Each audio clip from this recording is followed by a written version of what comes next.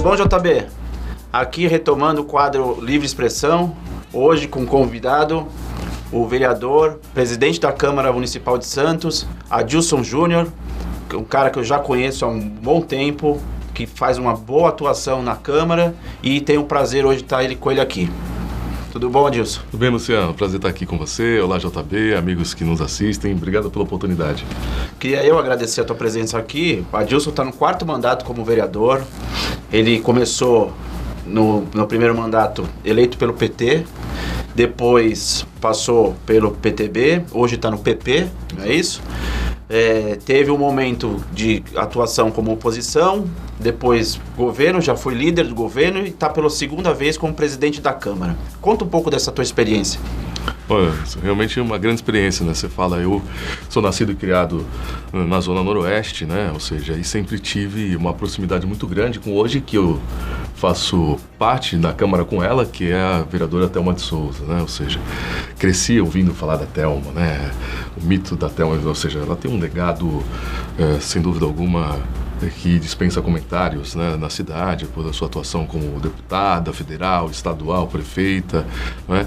E o primeiro partido que eu me filiei naquele momento foi o Partido dos Trabalhadores, né? Passei 2 mandatos, fui eleito pelo PT, reeleito, mas em algum momento percebi que alguns direcionamentos partidários e o que acontecia com o partido naquele momento não era bem aquilo que eu pensava, né?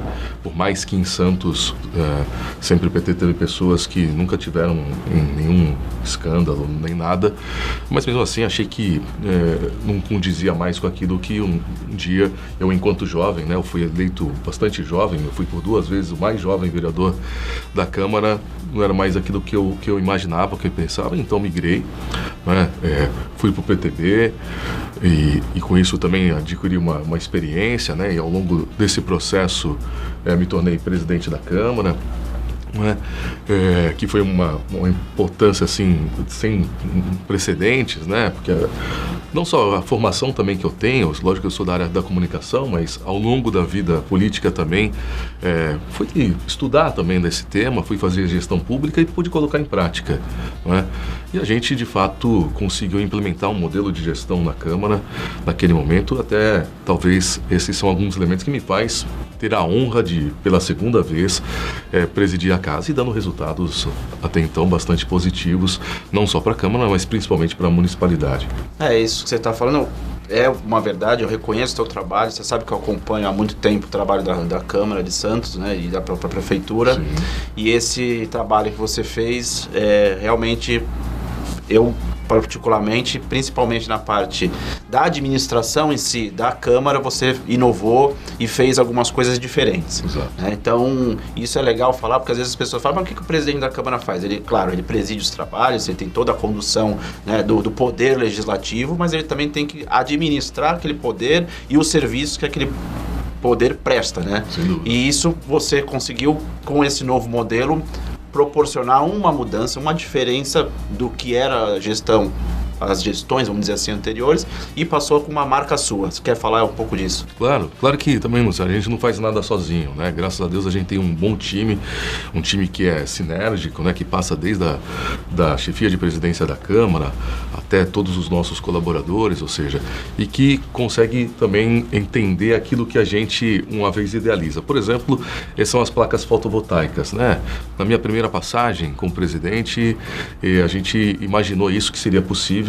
Ou seja, primeiro para a economicidade, né? Hoje a gente não paga o consumo de luz, nós produzimos aquilo, a luz que a Câmara paga, a gente só não paga, lógico, né? Paga uma pequena parte que é da transmissão, isso todos que têm fotovoltaica têm que assim fazer, né? E isso deu uma economicidade. A gente naquele momento investiu R$800 mil e temos uma economia de R$200 mil ao ano, né? E isso quando não tem os reajustes tarifários da questão energética. E foi um case, né? Porque foi um dos primeiros prédios públicos do estado de São Paulo a ter energia renovável, energia limpa, né? E hoje é um exemplo para as outras câmaras e para tantos que vão lá visitar de qual forma nós fizemos, onde implementamos, né? E isso trouxe e vem trazendo economia para os cofres públicos, né?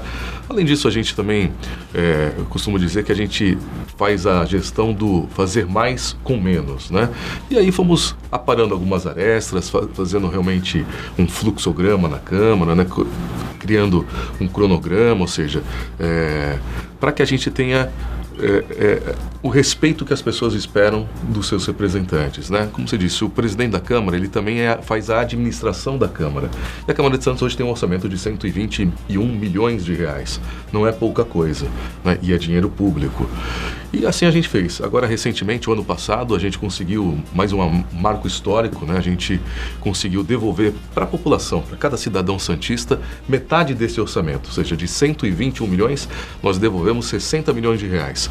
Fruto de economia e fruto também que nós aplicamos parte do dinheiro. A lei não permite que a gente aplique um montante considerável. Então, aquilo que a gente conseguiu aplicar deu dividendos. Ou seja, a gente com isso, quase que 1 milhão de reais foi de lucro, digamos assim, do investimento que nós fizemos em alguns fundos de investimento, e isso deu dividendos, né? E que é o dinheiro novo, não é aquele imposto que a gente está devendo para a municipalidade, é fruto de uma boa aplicação, e isso a gente conseguiu também investir. Ao longo do Covid, parte desse recurso a gente já veio devolvendo, né, ao longo do período do ano, né, que também foi uma coisa, um modelo de gestão diferenciado, porque geralmente o que sobra do recurso faz isso em dezembro, por conta do Covid. Então foi assim, no pagamento de cestas básicas, no Capacita Santos, que foi um programa de capacitação de mais de 3 mil pessoas que receberam por 3 meses recursos financeiros para complementar os outros programas de transferência de renda, se capacitaram também com recursos oriundos da Câmara Municipal, né? Isso tudo numa sinergia com os 21 parlamentares, os vereadores, as vereadoras, que tomamos em conjunto decisões para que a gente pudesse, naquele momento, dirimir um pouco mais a angústia e as dificuldades que as pessoas estavam passando e ainda estão passando por conta do impacto do Covid e da recessão econômica que a gente vivia, né? Então, isso é importante falar, mostrar esse trabalho do Poder Legislativo, porque o Brasil, com o nosso sistema político, normalmente as pessoas só identificam e enxergam o Poder Executivo. Exato. Né? Hoje em dia, um pouco mais o Poder Judiciário, porque ele em muitas coisas tem atuado como Executivo, como Legislativo e por acaso, como Judiciário. Né? E o Legislativo fica meio que relegado a uma posição de não importância para a população, só que eles não conseguem enxergar a importância tanto da parte legislativa, né, que isso são as leis que regem o município, o estado e o próprio país, mas nesse papel que você está falando como presidente da Câmara, que como vocês têm que administrar um dinheiro, um recurso público, saber fazer isso de uma maneira eficiente e poder entregar para a população. Então esse exemplo que você deu, eu acho sensacional. Emendado nessa experiência que você teve, presidente da Câmara pela segunda vez, já foi líder do governo, uma boa atuação como parlamentar. Esse ano tem eleição. Deputado estadual, federal, governador, senador, presidente da República. Você tem alguma pretensão? Você, claro, quem está na política sempre tem essa ideia, mas para essa eleição, o que você pensa? Olha, Luciano, claro que sim, né? Assim que está na política, eu acho que ao longo desse período eu consegui, graças ao voto popular, né? As pessoas que confiam em nós, eu vou terminar esse mandato com 16 anos ininterruptos de vida pública e comecei bem cedo, né? Com 28, hoje tenho 41 anos, e claro que a gente sempre quer fazer mais, né? E a experiência nos dá isso, mas eu sempre tive algo muito claro comigo, que as minhas vontades próprias não podem sobrepor uma vontade coletiva. O que eu quero dizer com isso? A Baixada Santista, por muito tempo, tem poucos representantes, seja na Assembleia, seja na Câmara, porque às vezes tem uma enxurrada de candidatos que saem pela Baixada e outros que vêm aqui e pegam os votos e nunca mais voltam. Ou seja, então, às vezes, essas vontades próprias, e sem demérito, eu acho que é uma opção de cada pessoa, faz com que a gente perca a representatividade. Então, é lógico que a gente sempre tem esse sonho de colocar o nome à disposição, mas é necessário ver o cenário. E é claro, esse ano tem eleição de deputados, né? O meu mandato, por exemplo, ele tem uma proximidade muito grande com o mandato do deputado estadual Paulo Correia. A gente é amigo antes de política, temos uma relação de amizade e quase que começamos na política de uma forma conjunta, né? Eu me tornei vereador nessa nessa parceria boa com hoje o deputado Paulo. Então, ou seja, não seria candidato a deputado estadual, até porque os mandatos se confundem, eles são muito próximos, muito sinérgicos. A minha assessoria, dele, eu e ele, assim, a gente trabalha bastante em conjunto no desenvolvimento das políticas públicas de Santos para com o Estado ou vice-versa, né? E deputado federal, por exemplo, a gente tem aí uma possibilidade muito real do ex-prefeito Paulo Alexandre, de quem eu fui líder do governo, de quem ao longo do...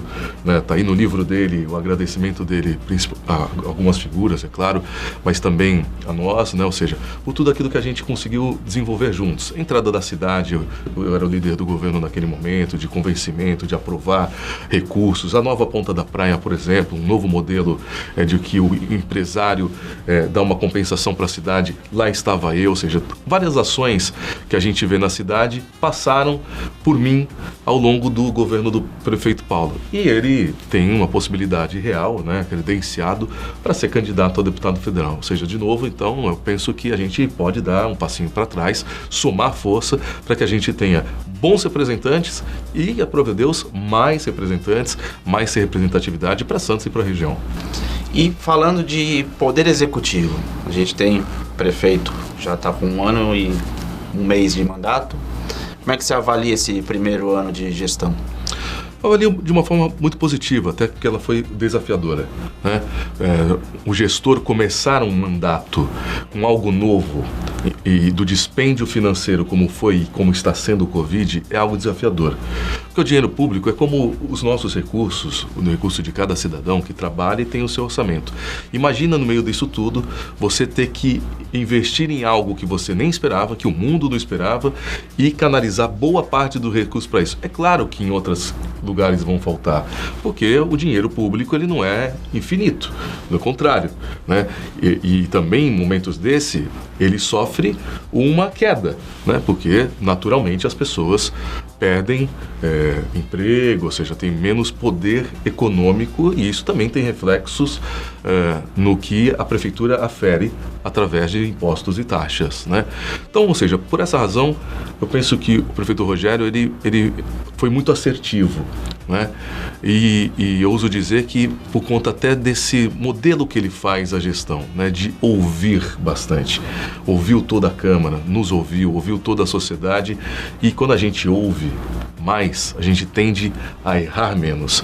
Então, por essa razão, acho que foi bastante positivo, tem sido bastante positivo e tomara que aí, a partir desse ano, a gente possa engatar uma retomada econômica, produção de novas ações na cidade, para que a gente possa também entregar o que a população merece. Temos muitos desafios na cidade, mas eu tenho certeza que a gente, a partir desse ano, começa a trilhar um outro caminho, se Deus quiser, num futuro bem próximo aí, sem essa pandemia, sem endemia, que a gente possa viver como sempre vivemos, claro, num novo mundo, mas sem todos esses desafios impostos há mais de 2 anos para toda a sociedade. O ex-prefeito Paulo Alexandre esteve aqui e eu perguntei para ele o que ele achava que ainda faltava fazer, né? Mas aí ele, como ex-prefeito, você, como vereador, presidente da Câmara, como cidadão, munícipe da cidade, o que você enxerga que ainda é um caso urgente, uma coisa importante para se resolver na cidade?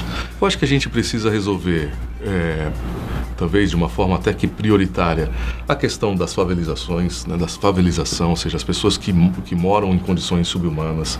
Né, eu acho que isso está muito próximo da gente começar a também dar grandes passos para resolver essa questão. Né, isso é muito triste. A gente tem uma Santos com altos índices de IDH, né, em alguns lugares da cidade e índices muito baixos na mesma cidade.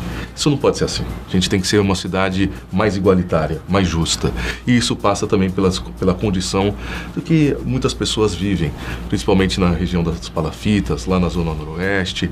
Ou seja, ainda a gente precisa somar muitos esforços, claro que com outros entes, estadual, federal e até internacional, né, tá aí o BID e tantos outros, para tentar dirimir isso. As enchentes na Zona Noroeste, eu acho que a gente deu um passo muito significativo, principalmente com a reformulação ali da Haroldo de Camargo, que faz divisa com São Vicente.